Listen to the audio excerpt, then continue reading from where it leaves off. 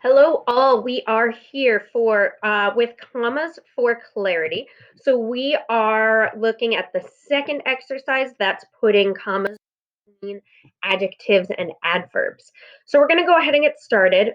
Julia Sales, that's me, realized that the dusty, faded map would lead her to buried treasure. Now, our general rule of thumb for these commas is you take the number of describing words and you subtract 1. And that is the number of commas that you need. So I have here dusty and faded. Those are my two describing words. So I'm going to need 1 comma between the two of them. It's already there for me. All right, Lord Voldemort peeked into the haunted house through the spooky glass window. So for haunted house, we only have 1 describing word, so we don't need any commas. Now, spooky glass window, technically it is 2 describing words, but that brings us to our second rule of can you put and between the words?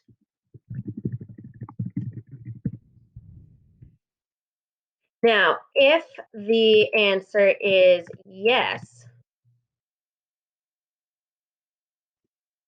you need a comma. If your answer is no, you do not need a comma. So that's going to bring us back to our sentence. Lord Voldemort peeked into the haunted house through the spooky glass window. Spooky and glass, we have 2 describing words. Through the spooky and glass window. That doesn't make any sense, so we are not going to put a comma. All right, next, Harry Potter designed a bright blue jersey for the basketball team this year. Same deal. We have 2 describing words, so we definitely know that we only need 1 comma. Now, bright and blue jersey. That doesn't make any sense, so I'm going to take that comma out. All right, 2 stars. Zazu stared at the old top hat on the gorilla's head.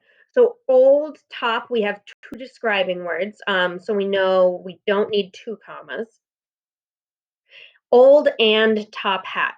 That doesn't make any sense, so I'm going to take that comma out.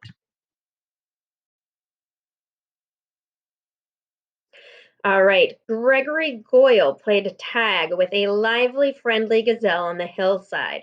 We've got 2 describing words, so we need up to 1 comma. Lively and friendly gazelle. That makes sense. So I'm going to leave that comma in. President Snow picked 3 crunchy apples off the tree and started to juggle them. I've got 2 describing words, 3 and crunchy, so I know I don't need 2 commas. So picked 3 and crunchy apples. That doesn't make sense. The other quick trick with numbers is that numbers don't need commas.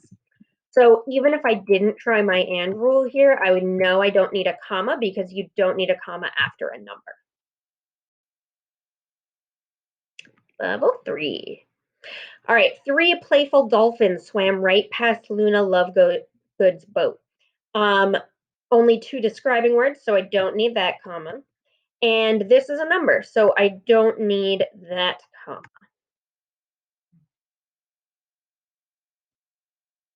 Gail Hawthorne and I climbed up the steep rocky trail because we heard there would be free sodas at the summit.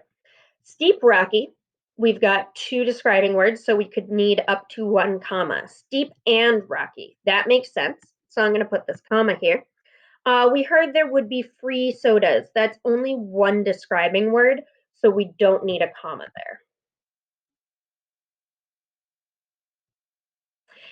Primrose Everdeen crammed the chuckling, giggling, snorting clowns into the car. I've got 3 describing words here: chuckling, giggling, snorting. Chuckling and giggling makes sense. Giggling and snorting makes sense. So I'm going to keep all of those commas. So we have achieved mastery on our comma separating adjectives. If you still have any questions, make sure you message me on Remind or send me an email.